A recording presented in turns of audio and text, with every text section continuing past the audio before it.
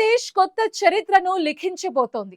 దాదాపు ఏడాదిన్నర కాలంగా రాజకీయ అస్థిరత, విద్యార్థుల ఉద్యమాలు, హింసాత్మక ఘటనలతో అట్టుడుకుతున్న ఆ దేశంలో ఇవాళ 13వ జాతీయ పార్లమెంట్ ఎన్నికల పోలింగ్ జరిగింది. అయితే ఈ ఎన్నికలకు ఒక ప్రత్యేకత ఉంది.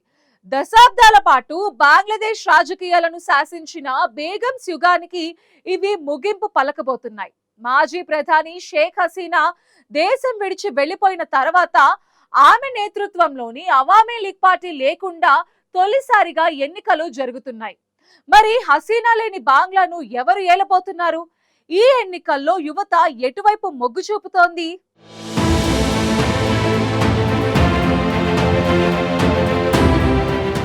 ఏడాదిన్నర కాలంగా రాజకీయ అస్థిరత, ఆర్థిక ఆందోళనలు, సామాజిక ఉద్రిక్తతల మధ్య ఊగిసలాడుతున్న బంగ్లాదేశ్లో గురువారం 13వ జాతీయ పార్లమెంటు ఎన్నికల ఓటింగ్ ప్రారంభమైంది.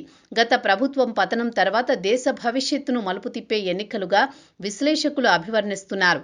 మాజీ ప్రధాని షేక్ హసీనా నేతృత్వంలోని అవామీ లీగ్ ప్రభుత్వం 2024 ఆగస్టులో విద్యార్థుల భారీ ఉద్యమంతో కూలిపోయిన తర్వాత దేశం తాత్కాలిక పాలనలోకి వెళ్ళింది.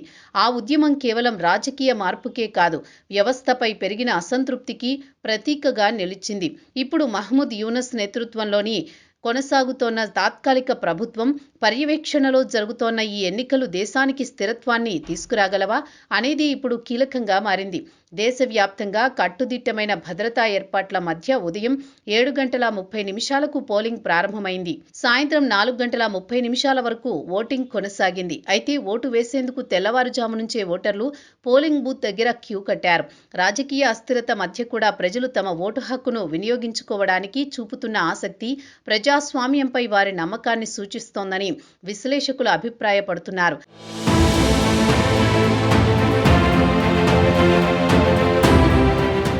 బ్యాలెట్ పత్రాలు, ఎన్నికల సామగ్రిని ముందుగానే భద్రతా బలగాలు పర్యవేక్షణలో పోలింగ్ కేంద్రాలకు తరలించారు.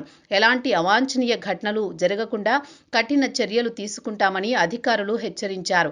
ఓట్ల లెక్కింపు ఫిబ్రవరి 12 సాయంత్రం ప్రారంభమై ఫలితాలను ఫిబ్రవరి 13 ఉదయం అధికారికంగా ప్రకటించనున్నట్లు ఎన్నికల సంఘం తెలిపింది.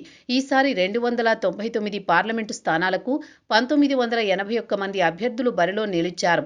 వీరిలో 249 మంది స్వతంత్ర అభ్యర్థులు ఉన్నారు.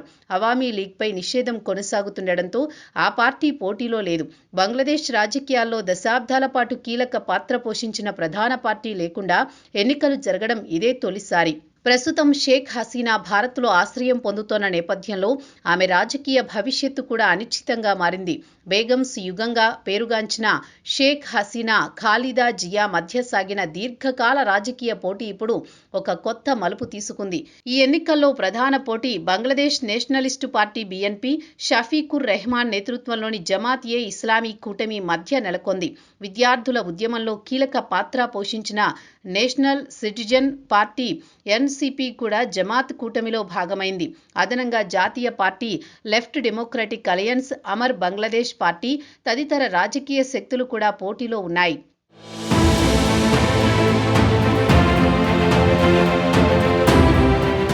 పార్లమెంటు ఎన్నికలతో పాటు కీలక రాజ్యాంగ సంస్కరణలపై కూడా రెఫరెండం నిర్వహిస్తున్నారు. మహ్మద్ యూనస్ ప్రభుత్వం రూపొందించిన నేషనల్ చార్టర్ 2025 పత్రంపై ప్రజా అభిప్రాయం కోరుతున్నారు.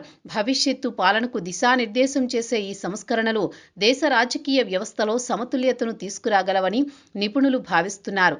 ఎన్నికల వ్యవస్థలో పారదర్శకత, అధికారాల వికేంద్రీకరణ, న్యాయ వ్యవస్థ స్వతంత్రత వంటి అంశాలపై ఈ చార్టర్ దృష్టి సారించినట్లు తెలుస్తోంది. ఇది ఆమోదం పొందితే బంగ్లాదేశ్ రాజకీయ నిర్మాణంలో మార్పులు సంభవించే అవకాశం ఉంది. ఇక భద్రతా పరంగా అధికారులు అప్రమత్తమయ్యారు. గత ఎన్నికల సమయంలో చోటు చేసుకున్న హింసాత్మక ఘటనల అనుభవాన్ని దృష్టిలో ఉంచుకుని ఈసారి కట్టుదిట్టమైన చర్యలు తీసుకున్నారు. బ్యాలెట్ బాక్సుల లాక్కోవడం, అక్రమ ఓటింగ్, హింసాత్మక ఘటనలు చోటు చేసుకుంటే కఠిన చర్యలు తీసుకుంటామని home adviser lieutenant general Jahangir Alam Chowdhury హెచ్చరించారు. చట్ట వ్యవస్థ దెబ్బతింటే ఎన్నికలు సిబ్బందిపైన చర్యలు ఉంటాయని స్పష్టం చేశారు.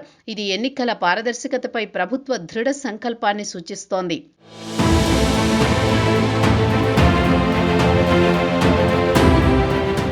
ఇదే సమయంలో మైనార్టీల భద్రతపై ఆందోళనలు వ్యక్తమవుతున్నాయి. హసీనా ప్రభుత్వం కూలిన తర్వాత హిందువులపై దాడులు పెరిగినట్లు కొన్ని నివేదికలు వెలువడ్డాయి.